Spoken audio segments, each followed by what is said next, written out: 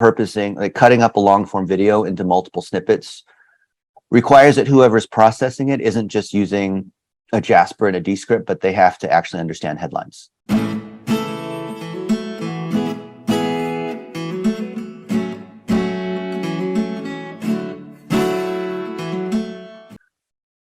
See, if you have some graphics designers or whatnot, they could take this. You see this? Yeah, let me screenshot this. I'll just send it to you in a sec. Okay, that is. And I'll send you the templates behind it. Yeah. You could even have this little training. You can watch this training, watch this first. So the content factory gets boiled down into 4 phases. Yeah. The first part is producing the content, which is the toughest part because the client has to do it. So that's why we have the training on how to do 1-minute videos. Yeah. And all the stuff on how do you set up your camera and the sound, like we talked about, and all these different ways of content, mostly long form video that can get chopped up in phase 2. So the client does phase 1, we do 2, 3, and 4. And this is why it's key to set the expectation, because we're not producing the content because they're producing the content in video. Yeah. We are processing the content.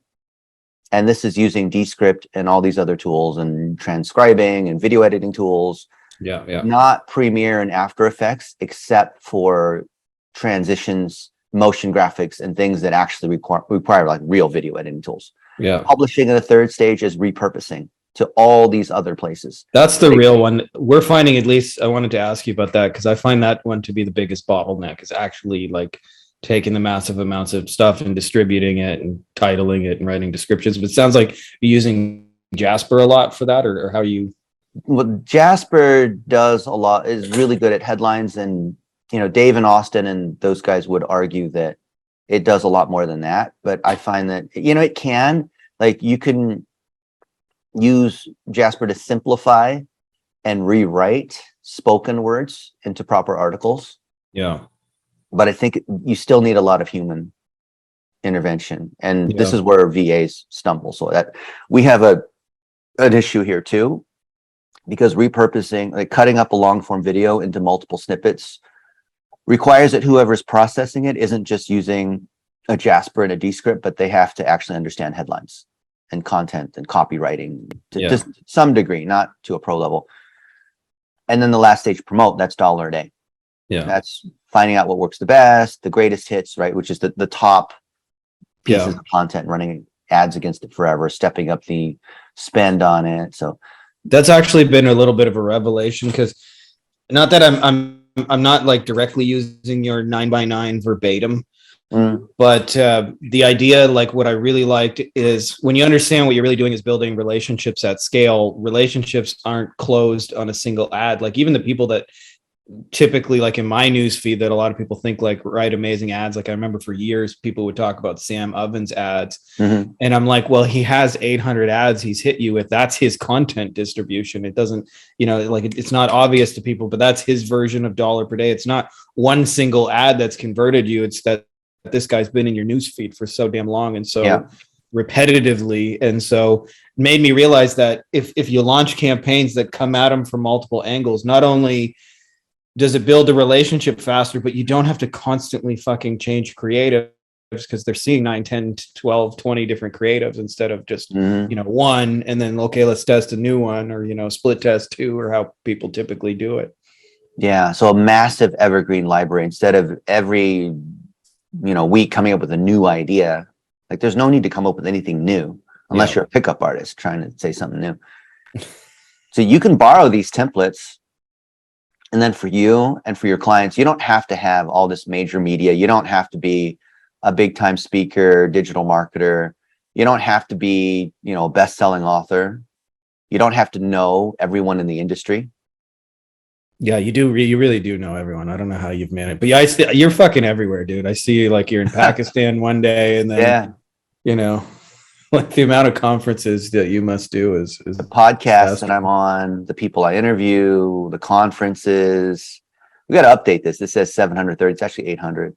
And this 5 million is actually 6 million now, and it's in the last 30 years. The universities that we teach at, the programs we have there, and all the things the professors have to say, like all these people are saying good things about me, which is great. Love these people, right? And then we put these into courses and repurpose them into books and whatnot. But the thing that people don't get, like, I think so Frankie, they get the technical stuff of like using tools and running ads and targeting, which I don't think even matters, but people still care about targeting. Yeah.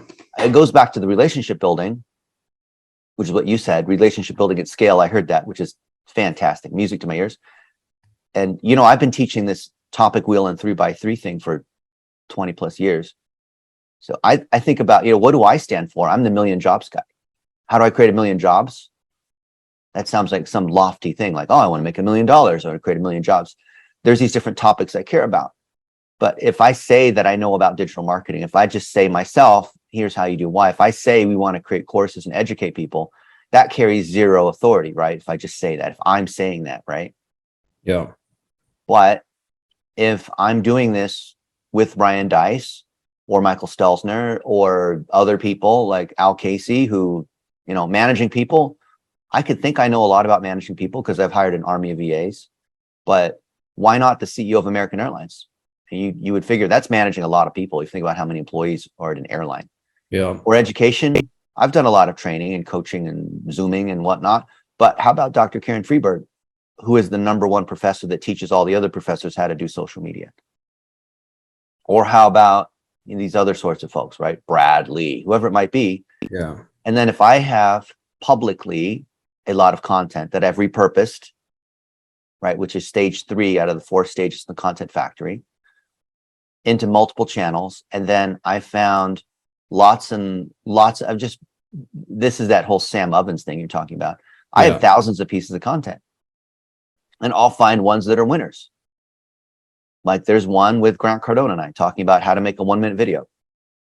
Or for real estate agents, me and Tom Ferry teaching a digital marketing masterclass, which is great for all real estate agents because they know who Tom Ferry is. Yeah. So from all of these, I will find a hit. And then from these hits, I don't have to do anything except allow it to continue to run for $1 a day. So I don't have to make any more content because this topic wheel is not based on a calendar. It's based on relationships that are evergreen. And I think if people understood this piece here, digital marketing would be simplified, and it sets expectations, like you said, because if I want to get 6-pack abs, I'm not going to the gym one time and expecting results when I walk out. Yeah. I'm going to be building this structure. I'm going to build this foundation with the people that are credible, that are saying good things about me because we have a mutual relationship. We've created so much content to demonstrate that relationship over time. And I run ads against it on multiple channels so people can see it on YouTube, Facebook, Instagram, Pinterest, Snapchat, whatever. So I have this book that's the #1 best-selling book in social media on Amazon. And this book, co-written by Perry Marshall, who is the OG, and no one's sold more books in online marketing than this guy has. Yeah. I've read all his stuff. It's a spoken book. We didn't actually write the book. We interviewed a ton of people who are crushing it on TikTok. And then we had our team of VAs process it, repurpose it into a book. And now we're running $1 a day ads on Amazon. So I'm using the same 4 stages over and over again. So I'm constantly using these same 4 stages over and over and over. Yeah. And so we have armies of VAs that do this. And then we have training against how we do this.